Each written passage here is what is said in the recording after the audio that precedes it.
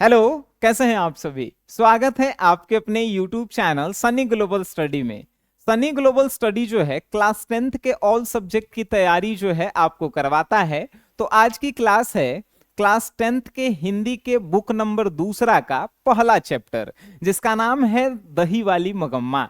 दही वाली मगम्मा जो है एक कहानी है, और इस कहानी को आप मेरे तरफ से इस प्रकार सुनेंगे कि लगेगा कि आपकी नाना नानी या दादा दादी या मम्मी पापा जो कहानी सुनाते थे, ठीक उसी प्रकार आपको दिमाग में फिट करवा दिया जाएगा। और इस कहानी को सुनने के बाद ना ही आपको ऑब्जेक्टिव रटना पड़ेगा, ना ही सब्जेक्टिव रटना पड़ेगा, और आप इस चैप्टर को कंप्लीट कर लेंगे। तो चलिए आज की इस क्लास को हम लोग शुरू करते हैं।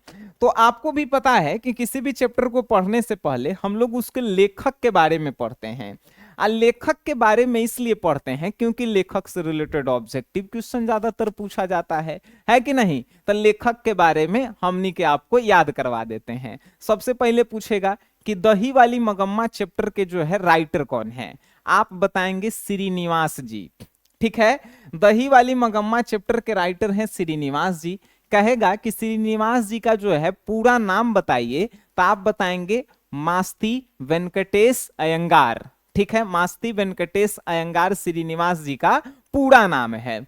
दूसरा क्वेश्चन आपसे पूछेगा कि दही वाली मगम्मा जो है कौन सी भाषा में लिखी गई है। तो दही वाली मगम्मा जो है कन्नड़ भाषा में, जो कर्नाटक में बोला जाता है, कन्नड़ भाषा में लिखी गई है। लेकिन आप किताब देखे होंगे तो उसमें हिंदी में लिखा होगा। तो भाई कन्नड़ भाषा से हिंदी में ट्रांसलेट कौन किए हैं। तो हिंदी में ट्रांसलेट करने वाले व्यक्ति का नाम है B.R. नारायण। क्या नाम है लड्डू जी? B.R. नारायण जो है इस कहानी को जो है हिंदी में अनुवाद किए हैं। बात समझ गए। अब पूछेगा कि श्रीनिवास जी का जन्म कब हुआ। तो 6 जून 1891 को 6 जून 1891 को कोलार कर्नाटक में जो है श्रीनिवास जी का जो है जन्म होता है। ठीक है, अब क्वेश्चन पूछेगा कि श्रीनिवास जी को कौन सा पुरस्कार मिला है। तो ज्ञानपीठ पुरस्कार मिल चुका है। 1968 में सन्ना कथेलुगु के लिए जो है साहित्य अकादमी पुरस्कार भी मिल चुका है। बात समझ गए। दही वाली मगम्मा के अलावा भी जो है ये बहुत सारी कहानियां, नाटक, कविताएं, आलोचना बहुत सारे लिखे हैं। ठीक है, तो ये अपने आप में जो है एक महान कवि थे अपनी भाषा कन्नड़ के। ठीक है, तो अब जो है इस चैप्टर के कहानी के बारे में जानते हैं। चैप्टर के राइटर से रिलेटेड इतना ही पूछेगा कि भाई राइटर कहाँ के थे, उनका जन्म कहाँ हुआ, कौन कौन पुरस्कार मिला, बस इतना ही। इस कहानी को हिंदी में कौन ट्रांसलेट किया? B.R. नारायण। चलिए अब जो है लेखक कहानी को पढ़ने से पहले कहानी में कौन कौन मेन रोल में होता है। जैसे फिल्म को देखने से पहले फिल्म के हीरो हीरोइन गुंडा के बारे में मालूम चल जाता है, तो हमनी के फिल्म और इंटरेस्टिंग लगता है। ठीक उसी प्रकार इस कहानी को पढ़ने से पहले जान लीजिए कि इस कहानी में जो है कौन मेन रोल में है। तो एगो जो है लेखक की पत्नी, जिसके घर में जो है दही बेचने मगम्मा जो है डेली आती थी और अपन दुख सुख सुनाती थी। लेखक की पत्नी है। लेखक अपनी पत्नी के साथ, अपने बेटे के साथ बेंगलुरु शहर में रहता था, जिसका नाम बदल के अब जो है बैंगलोर कहा गया है। अगर आप RCB के फैन हैं तो आप जानते होंगे। ठीक है, उसके बाद है मगम्मा। मगम्मा जो है बेंगलोर के ही एगो गांव में, जो बेंगलोर शहर से 3-4 कोस दूर, 3-4 कोस दूर मतलब समझते हैं, एक कोस में 1600 मीटर होता है। तो 2 कोस में 3 किलोमीटर हो जाएगा। तो 4 कोस मतलब क्या हुआ? 6 किलोमीटर दूर। तो मगम्मा जो है कौन से गांव में रहती थी? वेंकटपुर में। ठीक है, अब मगम्मा जो है इस कहानी में वो सास के रोल में है जो दही बेचती है। अब मगम्मा की बहू है नजम्मा। ठीक है, और एगो उसमें जो है गुंडा है। इस कहानी में गुंडा है, लफुआ है, बूढ़ा लफुआ है, जो मगम्मा को जो है चीट करता है, मतलब उससे जो है लफुआगिरी करता है। तो इस कहानी में इसके बारे में बताया गया है। मगम्मा के एगो बेटा है जेकरा से बियाह हुआ है नजम्मा के, और नजम्मा के एगो बेटा है जो मगम्मा के पोता लगता है। ठीक है, अब इस कहानी को सुनने में आपको इंटरेस्टिंग आएगा। मगम्मा जो है रोज जो है दही बेचने जाती थी बेंगलुरु शहर में। आज जब भी बेंगलुरु शहर में दही बेचने जाती थी तो लेखक के घर से जरूर गुजरती थी। आज जब उसके दरवाजे पे पहुंचती थी तो मगम्मा कहती थी कि दही लोगी माजी। तो लेखक की पत्नी को अगर लेना होता था तो वो कहती थी लेंगे, और नहीं लेना रहता था तो कहती थी कि नहीं लेंगे।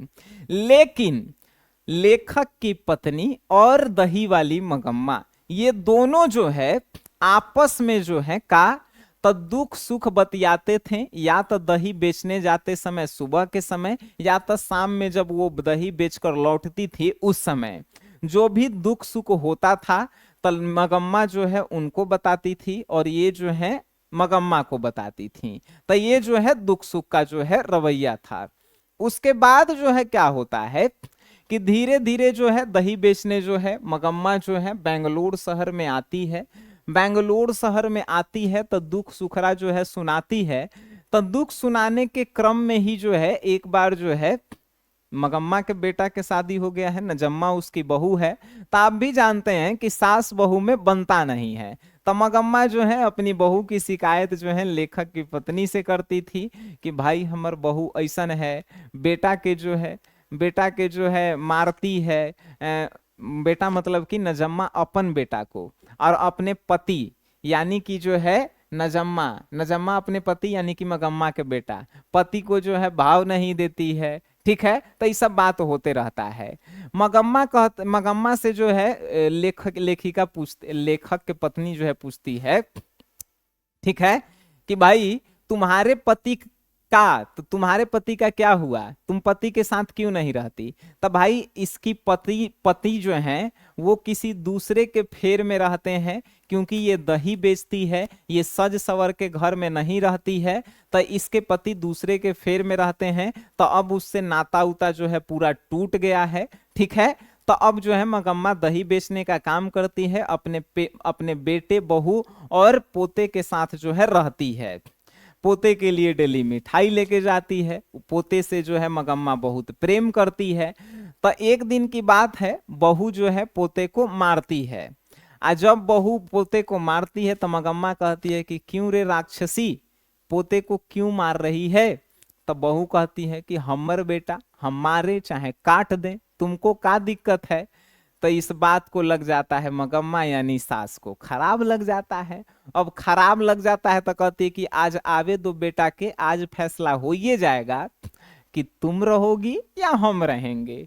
बेटा आता है तब बेटा को ये सब बात मगम्मा बताती है कि आज तुम्हारी पत्नी जो है बेटे को मार रही थी, हम बोले कि क्यों मार रही है तो वो हमको ही डांटने लगी। तब बहू वहीं पे सुनते रहती है और कहती है कि का हम अपन बेटा के मारें चाहे गरियाएं चाहे कुछ करें, तुमको का है। जो बेटा रहता है मगम्मा के वो कहता है कि तुम सास बहू के झगड़ा हमको अच्छा नहीं लगता है। तो मगम्मा कहती है कि तुम क्या चाहता है, हम अकेले रहें। तो कि तुम जैसी इच्छा करो, तुम अकेले रहो। तो मगम्मा सोचती है कि हमर बेटा पे जो है डायन वेन करके जो है अपने बस में कर ली है हमर बहू। ठीक है, तो कल सुबह दही बेचने जाती है। तो दही बेचने जाती है, बेच कर जब आती है तो देखती है कि एक और बर्तन अलग कर दिया गया है, चावल आटा सब अलग कर दिया गया है। अब अकेले जो है खाना बनाती है, खाती है। पोता को भी जो है साथ नहीं आवे देती है, लेकिन पोता के लिए डेली जो है मिठाई लेके आती है। मिठाई लेके आती है तो मिठाई जो है पोता को लुका छिपा के खिलाती है। अब लुका छिपा के खिलाती है। अब भाई पूरा जो है ये दही बेच के पैसा जो इकट्ठा करती थी अपन बहू के जो है गहना गुड़िया नाक में के कान में के सब बनवाती थी। अब जो है जब बेटा पतोह साथ में नहीं है तो इसको अब नया नया शौक चढ़ता है कि अब मखमल जहाँ लेखक के पत्नी जहाँ डेली सुख सुख बात होता था, तो लेखक के पत्नी अमीर थी भाई, शहर में रहती थी, मखमल के ब्लाउज पहनती थी। महिला लोग, हमारी मम्मी पहनती होगी, आपकी मम्मी आपकी घर में जो है महिलाएं वो भी पहनती। तो मखमल के ब्लाउज होता है तो उसको जो है कहती है कि मालकिन ये जो मखमल का ब्लाउज पहने हैं ये जो है कितना का आता है, हमको भी बता दीजिए, हम भी जो है खरीदेंगे। वो बता देती है, वो ये जाके दर्जी भी से सिलवा लेता है, पहन लेती है। कौन? मगम्मा। अब पहनती है तो भाई अब जो है यहाँ से एंट्री होता है रगम्पा के। रगम्पा जो है इसको रास्ते में घेरने लगता है, कहता है कि मगम्मा तुम्हें स्मार्ट लग रही हो बुढ़ारी में। एक दिन जो है खैनी मांगता है, एक दिन जो है कहता है कि हाथ धर लेता है। तो इसको लगता है मगम्मा के कि हमार पैसा छीन रहा है, पैसा छीनने के लिए ऐसा कर रहा है। तो मगम्मा जब जाती है लेखक के घर तो उसकी पत्नी से कहती है कि माँ जी आप हमको अच्छे आदमी लगे, सभ्य आदमी लगे, कि हमार पैसा के गेठरी जो है आप ही रख ले रहिए। तो लेखिका कहती है, जो लेखक की पत्नी है, वो कहती है कि रुको हम अपने पति से पूछेंगे तो रखेंगे तुम्हारे पास, पैसा हम रख लेंगे। तो लेखक जो पत्नी है होकर नहीं पूछती है, तो अगले दिन लाके जबरदस्ती दे देती है, फिर भी नहीं रखती है कि अगले दिन जो है हम पूछेंगे पति से तब रखेंगे। तब ये सब बात जो है, सब चीज कि रगम्पा जो है मगम्मा को छेड़ रही है पैसे के लिए, पैसा उधार मांगता है रगम्पा कि हमको पैसा दो बाद में हम तुमको दे देंगे, इस सब बात जो है बहू को पता चल जाता है। बहू कौन है? नजम्मा। जब बहू को पता चल जाता है तो ये वो चाल चलती है। का चाल चलती है? तब बहू जो है अपने बेटे को जो है किसके पास भेज देती है? अपने बेटे को जो है मगम्मा के पास भेजती है कि जाओ तुम आज के बाद उसी के पास रहना और उसी के पास खाना पीना। अब जो है मगम्मा को खुशी भी होता है कि हमार पोता जो है अपन माई बाबू छोड़ के हमरा भी आके रह रहा है। अब रह रहा है तो उसको जो है खिलाना पिलाना, डेली मिठाई ला के देती है। अब खिलाना पिलाना हो जाता है तो अब जो है सास बहू में जो है थोड़ा जो है बनने लगता है। तो अब जो है बेटे को एक्चुअल में भेजा ही गया था कि जो दूरी आ गया है, अलगाव हो गया है, वो जो है अब पास आ जाए। तो नजम्मा अपने बेटे को भेजती है, उसी बहाने मिलने भी चली जाती है। तो अब जो है बेटे को ई सिखाया जाता है, नजम्मा अपने बेटे को सिखाती है कि तुम जो है मगम्मा अपनी दादी से कहना कि नहीं हम भी तुम्हारे साथ चलेंगे दही बेचने। तो मगम्मा जो है सिर पे दही आ इजा गोदी में जो है गांव में महिला लोग लेके चलती है, तो अपन पोता को लेके जाती थी 3-4 कोस दूर बेचे। तो लेखक के पत्नी भी कहती काहेला भाई अपन पोता के लेके आ रही है 3-4 कोस दूर, दही भी लेके आ रही है, काहेला इतना बुढ़ारी में कष्ट कर रही है। तो ये भी आई घरे तो एक बहू भी कही, बेटा भी कहा कि काहेला माँ जो है तुम काहेला नाराज हो अपनी बहू से, काहेला 3-4 कोस जो है जाती हो दही बेचने, इसको लेकर के कुछ हो जाएगा मेरे बेटा को तो का होगा। तो ये सब जो है सोच के बहू कहती है कि अब आप आराम कीजिए, घर में जो है खाना उना बनाइए, मालकिन की तरह रहिए, हम जो है दही बेचने जाएंगे। तो मगम्मा कहती है कि ठीक है डेली तुम जाना, कभी कभार हम भी जो है दही बेचने जाएंगे। तब जो है जाती है, एक दिन जो है सास बहू और पोता दोनों जाता है। सास जो है पोते को ले रहती है, बहू जो है दही लेके जाती है। तो लेखिका के घरे जो माँ जी है उसके जो है जान पहचान करवा देती है। तो बहू को भी जो है पता चल जाता है कि इसके यहाँ मेरी माँ जो है सुख दुख बतियाती थी, सास बतियाती थी, तब उसके यहाँ भी जो है जाती है। तो जब जो है ये सब होने लगता है तो रगम्पा भी जो है अब जो है मगम्मा पे लाइन मारना छोड़ देता है और अब जो है खुशहाल जीवन जीने लगता है सब। तो एक दिन जो है लेखक की पत्नी जो है पूछती है बहू नजम्मा से, क्योंकि अब नजम्मा ही दही बेचने जा रही है, कि क्यों रे तुम अपनी बहू सास को बाहर घर से काहे निकाल दी थी। तो कहती कि काहे कि माँ जी हम कोई राक्षसी थोड़े हैं कि अपनी सास को घर से बाहर निकाल देंगे। अरे हम अपने बेटे को ही मारते हैं, अपने पति पे हक जमाते हैं, तो मेरी सास जो है मेरे ऊपर खिसलाने लगती है। तो कहाँ के जो है हम जो है अपने पति पे हक ना जताएं, अपने बेटे पे हक ना जताएं, तो कौन बात की हम जो है उनकी पत्नी है, उनकी माँ है। तब लेखक के जो है पत्नी को भी लगता है कि नहीं ठीक है कह रही है।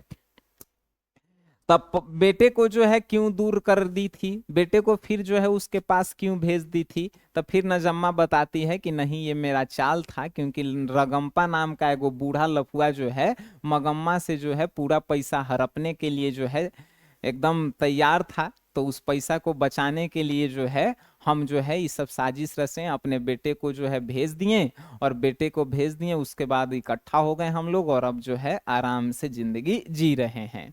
तो ये जो है पूरी कहानी रही। बात समझ में आया? और हम आपसे उम्मीद करेंगे कि इस कहानी का आप एक भी ऑब्जेक्टिव और सब्जेक्टिव नहीं जो है छोड़ के आएंगे। और हम आपसे दोबारा भी रिक्वेस्ट करेंगे, हम आपको इस कहानी को सुना दिए, आप एक बार खुद एक बार किताब पढ़ लीजिए, कितना आपको आसान लगने लगेगा कि आप नाम मत लीजिए। ठीक है, तो आज की क्लास यहीं पे समाप्त होती है। मिलेंगे आप सभी से नेक्स्ट क्लास में, तब तक के लिए टाटा बाय बाय, धन्यवाद।